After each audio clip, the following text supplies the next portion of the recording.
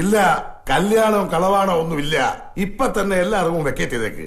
ഉച്ച കഴിഞ്ഞ് ആരെങ്കിലും താമസിച്ചാൽ ഒരു ചില്ലി കാശ് ഞാൻ തരികയില്ല. വേഗം കെട്ടിപ്പറക്കി ഇറങ്ങിക്കോ. നിന്റെ തന്തപ്പടി ഈ പരിസരത്ത് കറങ്ങിയടിച്ച് നടക്കണ്ട്. ഏത് നിമിഷം വേണേലും ഇങ്ങോട്ട് ചാടി കയറി വരാം. വേഗം ഇറങ്ങിക്കോ. നോക്കി നിൽക്കാണ്ട് ചെല്ല്. സോറി.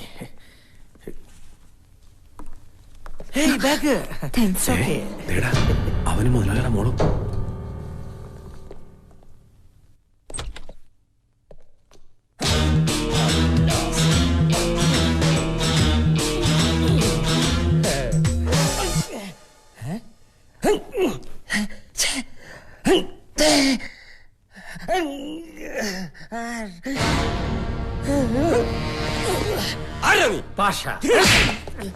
സത്യം പറയടാ, അന്തപ്പൻ എന്തിനാണ് കൊല്ലാൻ നോക്കിയത്?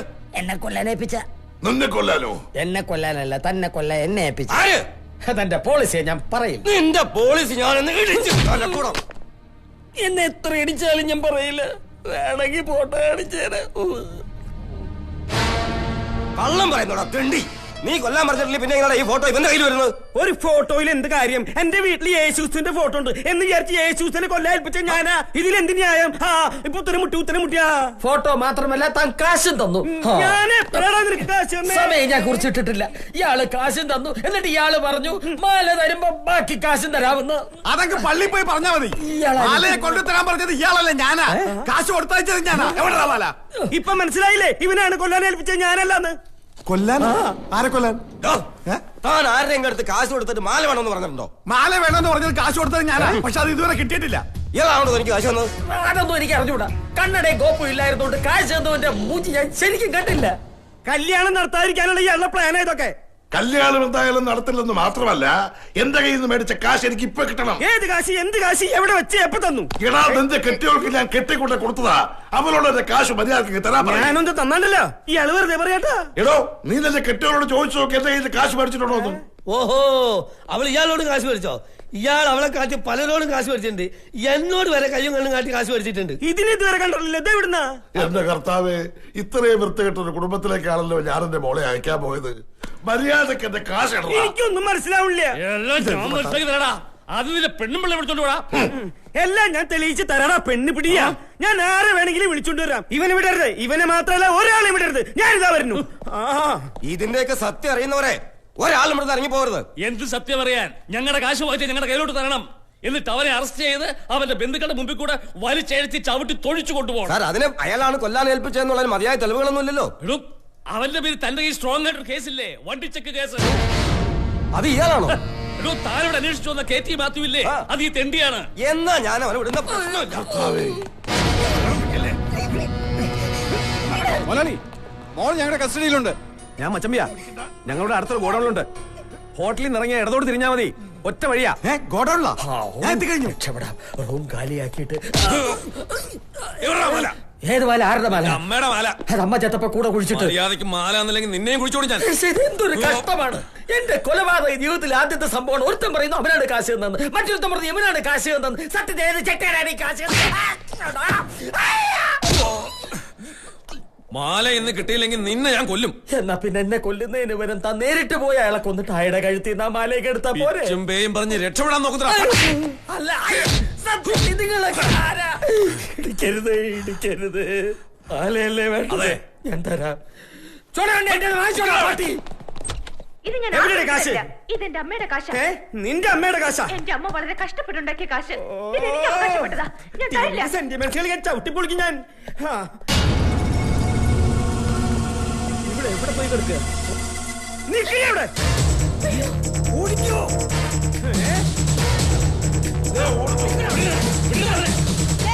നമ്മുടെ മോളെ ആരോ പിടിച്ചോണ്ട് പോയി. കർത്താവേ, അതും ആ മാത്തച്ഛന്റെ ആള് തന്നെയായിരിക്കും. വേഗം വേഗം.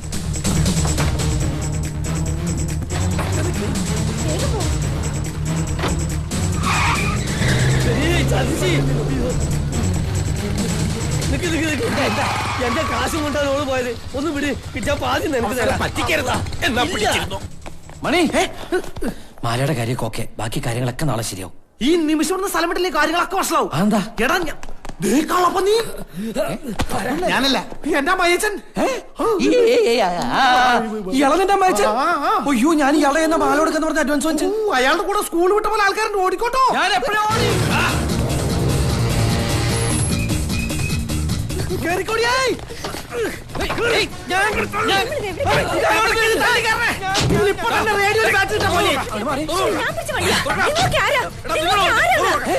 ഞാനിപ്പോ കാറി കയറുമ്പോ കണ്ടല്ലേ ഇതേ വിളിച്ച പാടി ആ അമ്പലത്തിൽ പണിയായിരിക്കും. നീ ഇവിടെ ഇരിക്കണം. പിന്നെ അവന്മാർ തട്ടിക്കൊണ്ട് പോയത് ആരാണ്? അവസാനം ഒന്ന് നീങ്ങ, ഒരു ലഗേജ് ഉണ്ട്. പ്രിൻസ് ഇതേ വഴി തെറ്റിന്ന് തോന്നണേ. വഴി തെറ്റിയെന്നല്ല, നീ പറയുമ്പോ വഴി പിഴച്ചു. അതൊക്കെ ഞാൻ തരാന്ന്. അത് എന്നിട്ട് ആ കോപ്പ് കുപ്പായിട്ട് സൈത്താൻ ഒന്നും എന്നെ പറ്റി.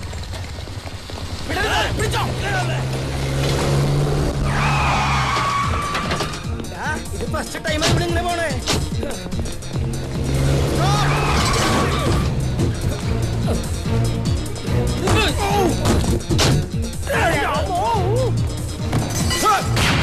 ഒരാള് മനങ്ങരുത്. പള്ളി പെരുന്നാൾക്ക് വെക്കണ കളിത്തോക്കല്ല ഇത്. കാണുന്ന പവറ്.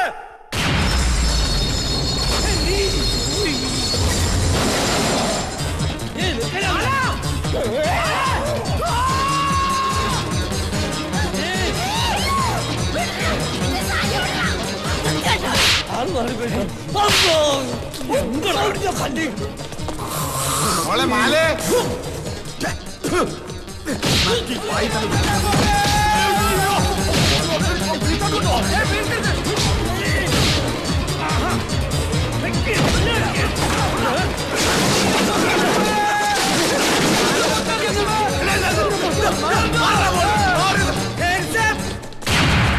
ഒറ്റ നനങ്ങി പോവരുത്. കൊന്നു കാറ്റിക്കളയും ഞാൻ.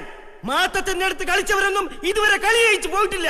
കാശും തന്ന് കല്യാണം നടത്താതെ ഒരെണ്ണത്തിനും ഞാൻ വിടില്ല.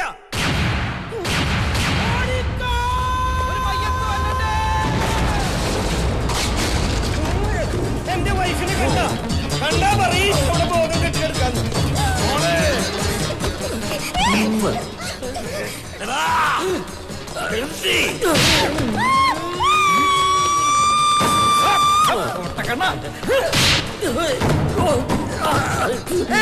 മരിക്കാൻ നേരത്ത് കാമണല്ലേ പന്നി.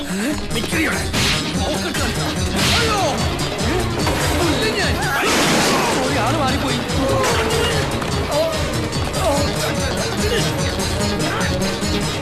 എന്റെ പൈസ പറ്റിച്ച് വളരെ അയ്യോ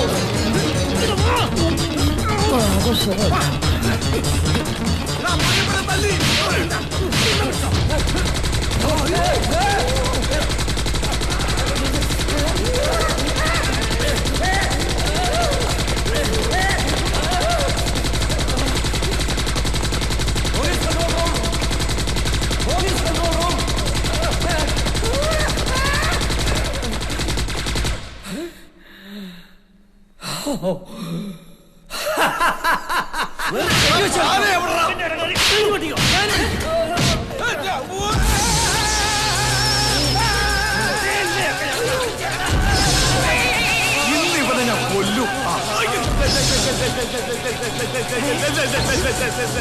പരശുരാമനെ കോളേജായിട്ട്